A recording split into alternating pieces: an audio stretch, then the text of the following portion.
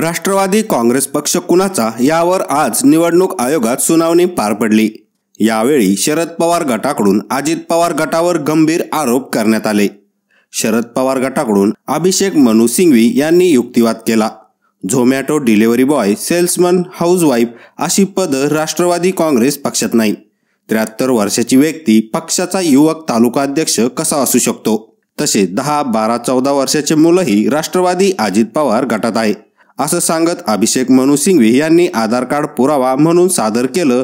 ही लोक पक्षाचे प्रतिनिधी कसे?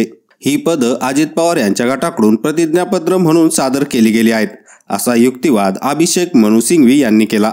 कुछ बहुत ही चौंका देने वाले, बहुत ही अजीबोगरीब चीज़ें, तथ्य चुनाव आयोग के सामने रखे कि जो दस्तावेज याचक ने, एप्लीकेंट ने चुनाव आयोग में फाइल किए थे, हमने लगभग 20,000 ऐसे एफिडेविट ढूंढे हैं और हमने 8,900 उसमें से एफिडेविट्स की चार्ट बना के दी माननीय चुनाव आयोग को, जिसमें पूरी तरह से भ्रष्ट तरीके से, विकृत तरीके से दस्तावेज और हलफनामों पे अनेकों प्रकार की त्रुटियां हैं, जो दिखाता है कि ये फोर्जरी है, ये फ्रॉड है।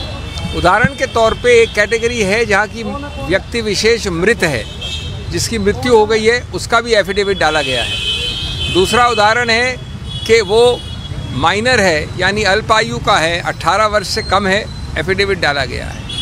तीसरा कैटेगरी है, कई ऐसे एफिडेविट हैं जिसमें जो पद लिखा है एनसीपी का, वो पद कहीं जानता ही नहीं है। एनसीपी के संविधान में नहीं है, कभी लागू नहीं हुआ।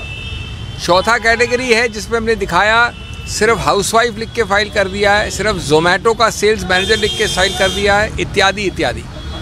इस प्रकार से हमने 24 कैटेगरी बनाई।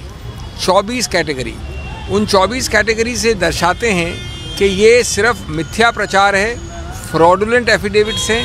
एफिडेविट्स बनाए गए हैं सिर्फ एक झूठे केस को समर्थन देने के लिए। शरद पवार गटाने केलेल्या आरोपावर अजित पवार गट काय उत्तर देईल ते पाहणं औत्सुक्याचं ठरेल। यावर तुम्हाला काय वाटतं ते कमेंट करून नक्की कळवा आणि व्हायरल मराठी चॅनलला सबस्क्राइब नक्की करा।